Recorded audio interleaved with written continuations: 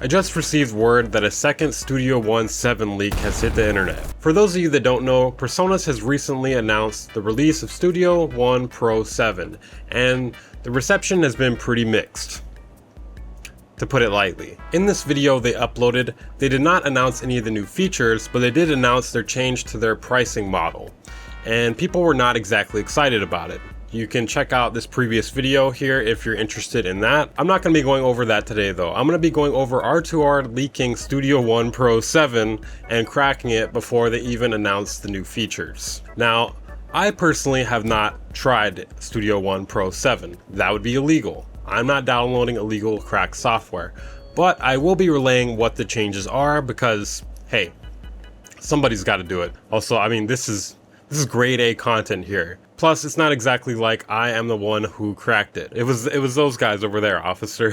I'm assuming the reason the R2R cracked and released this release is because of the weird way that PreSonus went about this recent video, where they talked about the update to pricing, but they didn't announce any of the new features. So in this video, I'm going to go over what is being reported that has been changed, for better and for worse. Obviously, I do not endorse piracy. I just am trying to give people the news, and this is the news. Sadly, I will not be showing any screenshots of Studio One 7 out of fear of PreSonus striking my video. I'm sorry, but you'll have to look at my face while I describe these new features, but just use your imagination. So one of the cool things they've added is a clip launcher, kind of reminiscent of Ableton or Bitwig. From what I can see, you have the ability to have different playlists, so you can have different sets of clips.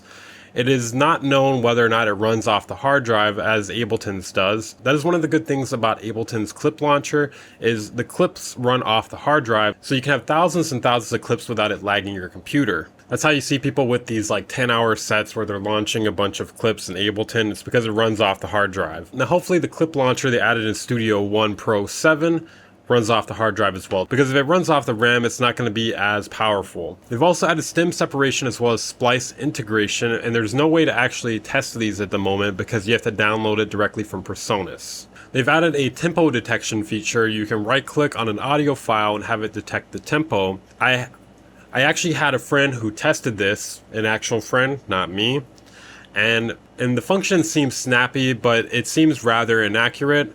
I'm not sure why a lot of music production software is rather inaccurate when it comes to tempo detection, but for some reason DJ software seems to have it pretty much 100% of the time. I don't know what's up with that, but for some reason no music production software gets it right, even 90% of the time. Another thing they've added is a MIDI harmonizer, and this is not something you can test either because you have to download it from PreSonus. They've added clap plugin support. They've added a new pattern track. I'm not going to pretend like I know exactly what that means. One interesting thing they've added is you can transpose your whole project from the transport section. From what I've read, there are mixed opinions on the stability. Some people are saying it's snappier and faster, and other people are saying it crashes more. I've seen some complaints about the changes they made to the waveform appearance, that it looks duller, it doesn't have the same contrast that it used to, and something about rounded corners with the clips or the audio. Some people like it, some people hate it. Let's see if there's anything else we can find in this thread here.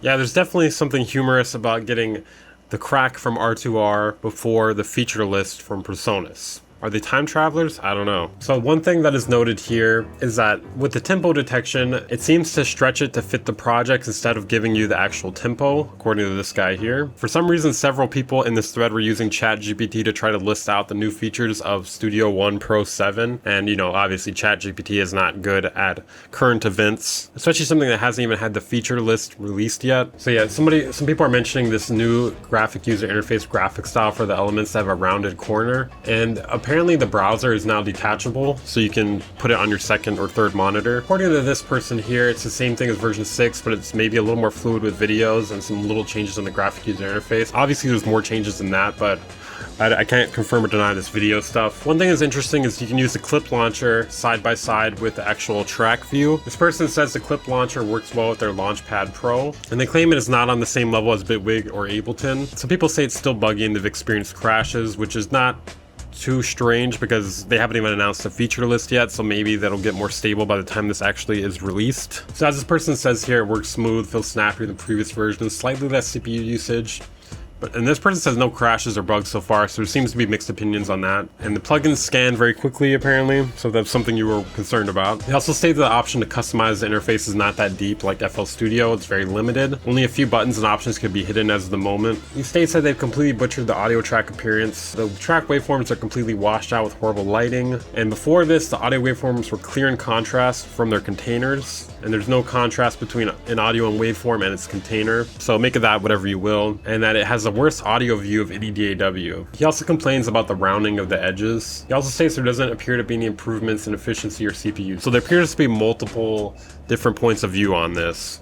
Apparently there's no longer a dancing doll when launching. So I don't know, I've only used Studio One a few times before this. So I'm not exactly sure what he's talking about. Are we talking about like FL Chan type thing? What are we talking about here? Okay, that's where we're at in terms of Studio One Pro 7 crack/leaks. Let me know your guys' thoughts on this. Again, I'm not endorsing piracy here. I'm just reporting on what other people are saying about the new features and what the new features are. Hopefully this video does not get struck down by PreSonus. It would be pretty stupid if they do strike this down, especially since I'm not going to be showing the actual software here. I'm just reading other people's opinions and ideas of what is going on. Subscribe if you're new here for music production updates and commentary. Also consider checking out my second channel. It'll be linked down in the description for more content. If you want to support the channel and what I do here, consider joining my Patreon or becoming a channel member. For as low as $5 a month, you get access to exclusive content, outtakes, and other goodies. I'll see you guys next time.